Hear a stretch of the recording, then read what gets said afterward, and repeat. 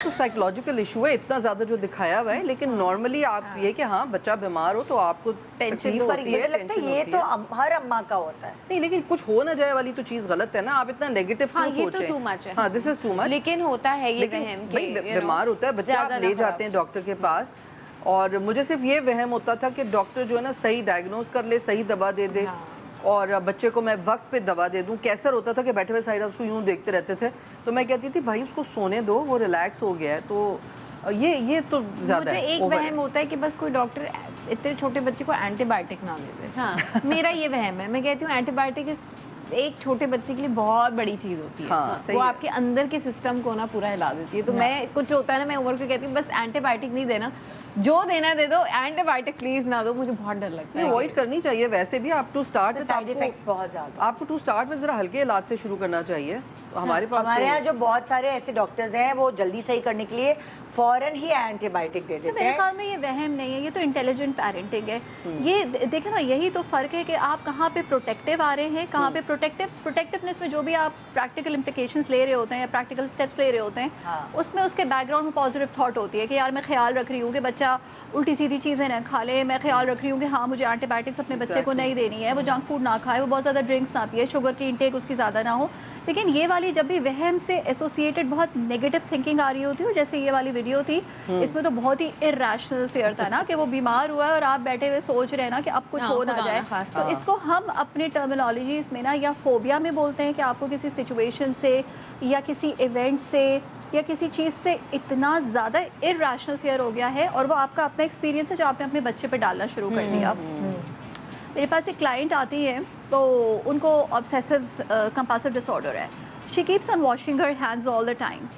तो वो इतना ज़्यादा धोती है कि उसके अपने हाथ की स्किन निकलनी शुरू हो गई है। तो अभी उसके यहाँ बेबी हुआ है, तो वो बेबी का भी हाथ धोती रहती है, जबकि इतना छोटा सा वो बेबी है, और वो बस वो मुंह में डालता है, उससे कपड़े यहाँ पे बांध दिए हैं कि वो मुंह में भी नहीं डाले, और उसके बावजूद वो धोती रहती है। तो अब आप देख रहे हैं कि वो कितनी एक मेंटल प्रॉब्लम की वजह से कितना मेंटल फटीक से गुजर रही है, और उसके क्या असरात बच्चे की हेल्थ पे होंगे। तो ये वाला, ये मेरे ख्याल में ये वो था कि बिल्कुल आपने बॉर्डर, आपका जो नॉर्मल बॉर्डर लाइन आपने क्रॉस कर दी है। Now it's coming as a pathology. तुम्हारे साथ क्या होता है सना? अच्छा, बीमार होता है, जाहिर है आई गेट कंसर्न, लेकिन ये नहीं होता। मैं टोटकों पे बहुत बिलीव करती हूँ। I try avoiding doctors. मैं अभी भी जैसे गला ख़राब है, यखनी दे दी, जो शानदा पिला दिया, ग्रीन टी दे दी, थोड़ी सी अदरक डाल के, और वो बेचारा पी भी लेता है मासूम, जो पिला दूँ, जो खिला दूँ। जंक वो बिल्कुल नहीं खाता। वहमी होने का ये एक रीज़न था कि मैंने उसको सोडा नहीं पीता, टेट्रा पैक के जूसेस। वहमी अगर आप अगर आप पॉजिटिव तरीके से वहमी हो तो ये तो आपके बच्चे का फ़ायदा है कि आप, बहुत सारे वहमी ऐसे ही होते हैं। हाँ, मतलब ये जो हाथ धोने वाली बात है, ये मुझे है, लेकिन while I'm cooking कि मैं मसाला डालूंगी, हैंड वॉश करूंगी, तो वो खाना पकाते में मेरा होता है। ये नहीं कि पूरे दिन पागल की तरह हाथ she has the right words for whatever, that's OCD, true case of OCD। तो नाइल की हेल्थ के हिसाब से बस ये था कि हाँ, अगर जैसे ज़्यादा कंजेशन है तो फिर मैं हॉस्पिटल लेके जाऊंगी, या अगर खुदा न खास्ता डायरिया हो गया, क्योंकि वो बच्चों को कहना चाह रही, दैट शुडंट बी इग्नोर्ड। लेकिन जब तक चीजें अंडर कंट्रोल होती हैं तब तक क्योंकि बहुत सारी माएँ हैं ऐसी जो मैंने अपनी ज़िंदगी में देखी हैं। हमारे साथ एक मेकअप आर्टिस्ट फिल्म पे काम कर रहा था और हम इस्लामाबाद में थे।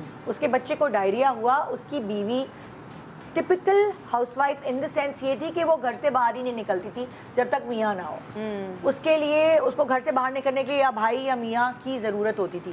पीछे उसका बच्चा को डायरिया और वॉमिटिंग हुई। अभी 3 दिन हुए थे, लेकिन इतने सिवियर थे कि उसको बेसिकली बाहर निकलना चाहिए था, बच्चे को डॉक्टर के पास ले जाना चाहिए था। जब उसने अपने मियाँ से वीडियो कॉल पर बच्चे की बात कराई तो बच्चे के होंठ बिल्कुल सफ़ेद थे। मियाँ ने उसको डांट के कहा, अगर तुम खुद नहीं निकल सकते अपने भाइयों को बुलाओ, कुछ करो, मैं पहुँच रहा हूँ, तुम उसको लेके जाओ अस्पताल। बच्चे की डेथ हो गई चौथे दिन। Oh my God. क्योंकि माँ जो है, क्या इतना होना चाहिए माँ कि कम से कम बच्चे को डॉक्टर तक के पास तो अकेले ले जा सके। ये तो जहालत है ना, ये तो जहालत है। क्योंकि देखो ना, अगर आपके अतराफ में भी कोई है, अगर बच्चे के होंठ या जबान सफेद हो ये चीजें तो आप विद द टाइम सीखते हैं। तो आप के डॉक्टर के पास नहीं जाते, घरेलू टोटके करते हैं। घरेलू टोटके आप एक हद तक कर सकते हैं जब आपको इतना पता चल जाए कि ये अब टोटके वाली कंडीशन निकल चुका है, तो आपको जाना है इमरजेंसी। और पता है, मैंने वैसे ज़िंदगी में एक बात जो मैं कैसे से बहुत सारी बातें मैंने सीखी, उसकी बड़ी अच्छी बात थी कि जहाँ भी छोटे बच्चे होते हैं ना, तो आपको ऐसे इलाकों में रहना चाहिए जहाँ से आपका डॉक्टर करीब हो, आपके बच्चे का स्कूल करीब हो, आपके पेरेंट्स करीब हो, या कोई भी आपका रिलेटिव बड़ा करीब हो। बिल्कुल। तो कैसे को पहले मुझे समझ नहीं आती थी ऐसे क्यों करते हैं, क्योंकि फिर मेरी अम्मी का ये होता था कि अम्मी 24 घंटे फ़ोन करके कहाँ हो, बच्चे क्या कर रहे हैं। तो फिर मुझे ना बड़ा, उस वक्त मैं छोटी थी तो आपको थोड़ा गुस्सा भी आता है, वही आपकी वाली बात ना कि ये क्यों हमें हर वक्त बताते हैं। लेकिन वो सही होता था। फिर कैसे ने मुझे कहा नहीं, इसलिए करीब है कि अगर मैं नहीं हूँ, मैं काम पर हूँ,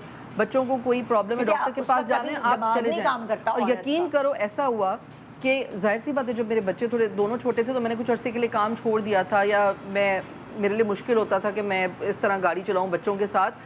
तो एक दिन इतनी तबीयत ख़राब हुई, अहमद की इतनी तबीयत ख़राब हुई, मुझे कुछ समझ नहीं आ रहा। मम्मी भी करीब थी, अम्मी को मैंने बताया, अम्मी आई, हम दोनों पैदल गए क्योंकि बिल्कुल पीछे ही हमारा डॉक्टर भी करीब ही था। तो हम थोड़ा सा वॉक करके हम चले गए, उसको ले गए।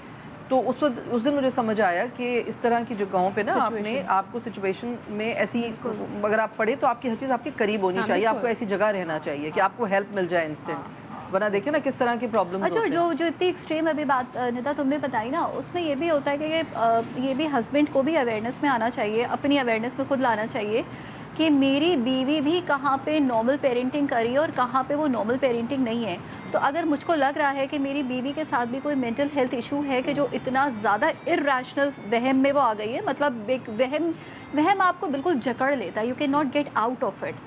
तो अगर ये वाली सिचुएशन है तो बच्चे को उस माँ के साथ आपने अकेले छोड़कर भी नहीं जाना। तो किसी ना किसी कोई फैमिली मेम्बर हो या कुछ हो, उसको आपने उस माँ के साथ रखना ही है, क्योंकि वो माँ भी एक्चुअली बच्चे की तरह ही बिहेव कर रही है। और आपको ऐसा लगता है कि उतनी जिम्मेदार नहीं है अगर आपकी वाइफ, तो कभी कभार कंबाइंड फैमिली सिस्टम एक ब्लेसिंग हो जाती है। कि आपकी मदर इन लॉ या आपकी देवरानी जेठानी जो भी कोई आपके साथ, आपके मियाँ नहीं है तो आपका देवर या कोई और घर पे मर्द मौजूद है, तो वो एक ब्लेसिंग है।